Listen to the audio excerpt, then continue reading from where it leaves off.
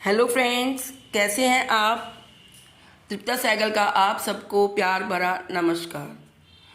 दोस्तों, April month शुरू होने जा रहा है और बहुत ही शुभ दिन से शुरू हो रहा है अप्रैल मंथ। 1 अप्रैल को कामदा एकादशी है, जिसका कि हमारे पुराणों में बहुत महत्व है। कामदा एकादशी क्योंकि हिंदू नव वर्ष के बाद पहली एकादशी आती है, इसीलिए इसका महत्व और भी बढ़ जाता है। कहा जाता है कि इस दिन हर मंगल कार्य पूर्ण होते हैं। पौराणिक मान्यताओं के अनुसार सुहागन स्त्रियां यदि कामदा एकादशी का व्रत रखती हैं तो वह अखंड सौभाग्यवती रहती हैं। और कामदा व्रत भगवान विष्णु जी की पूजा के निमित्त रखा जाता है। कामदा व्रत रखने वाले व्यक्ति की सारी मनोकामनाएं पूर्ण होती हैं और घर में सुख शांति बनी रहती है।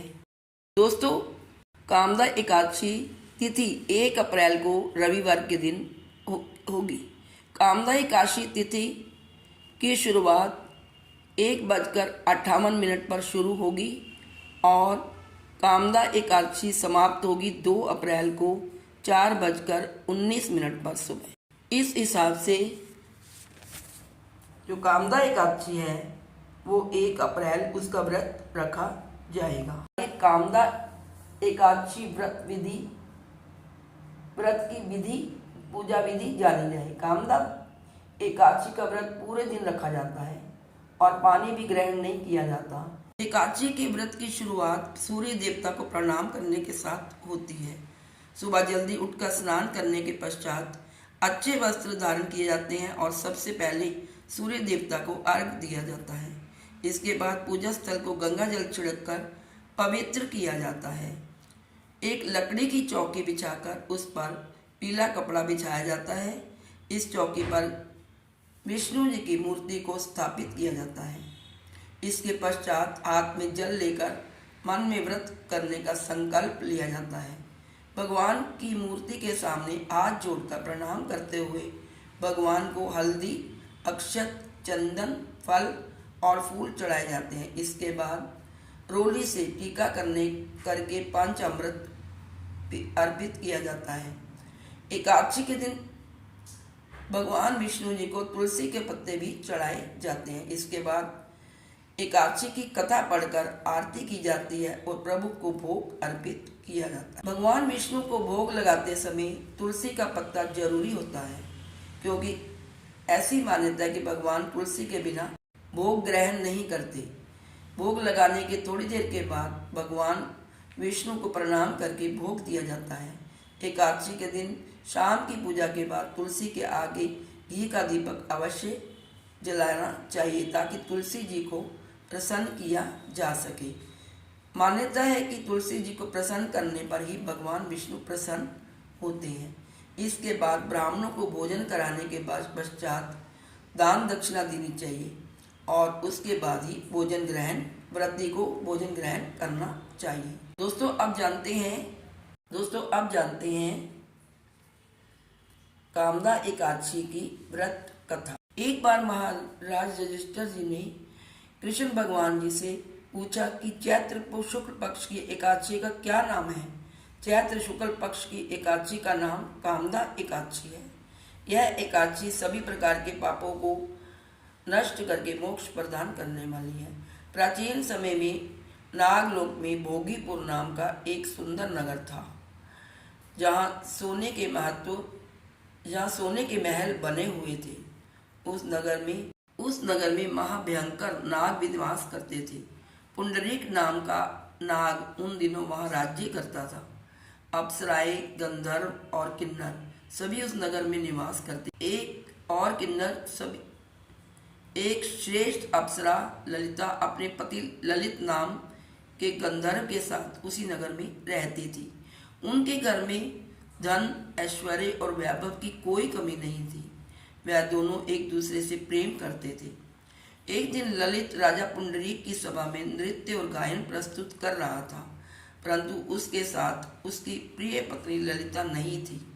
नाचते और गाते हुए उसे अपनी पत्नी की याद आ गई और उसके पैरों की गति धीमी हो गई। उसकी जीभ लड़खड़ाने लगी। तभी पुंडरीक के दरबार में करकोटक नाम का एक नाग देवता मौजूद था। ललित को गाने का आदेश देकर राजा पुंडरीक करकोटक नाग देवता के साथ आनंद ले रहे। ललित गाने में मग्न था। तभी उसे अपनी पत्नी की याद आ गई और वह भूल गया। नाग देवता ने ललित से हुई गलती को पकड़ लिया, जिसके बाद राजा पुंडरीक ने उसे राक्षस बनने का श्राप दे दिया। इतना कहते ही वह गंधर्व राक्षस बन गया। उसका रूप बहुत ही डरावना था। जब उसकी पत्नी ललिता को इस बात का पता चला तो वह बहुत दुखी हुई और वह मन ही मन सोचने लगी कि उनके पति बहुत ही कष्ट भोग रहे हैं और उसे बहुत दुख होता था। अपने पति के पीछे पीछे जंगल में घूमने लगी। तभी उसे एक सुंदर आश्रम दिखाई दिया जहाँ एक मुनि बैठे हुए थे। ललिता जल्दी से वहां पर पहुंच गई। तब तक मुनि ने ललिता को कामदा एकादशी व्रत के बारे में बताया। मुनि की बात सुनकर ललिता ने उनके आश्रम में कामदा एकादशी व्रत किया और व्रत से मिलने वाले लाभ से अपने पति को ठीक कर दिया। कामदा एकादशी के लाभ से ललित अपने पापों से मुक्त हो गया और अब पहले की तरह सुंदर बन गया।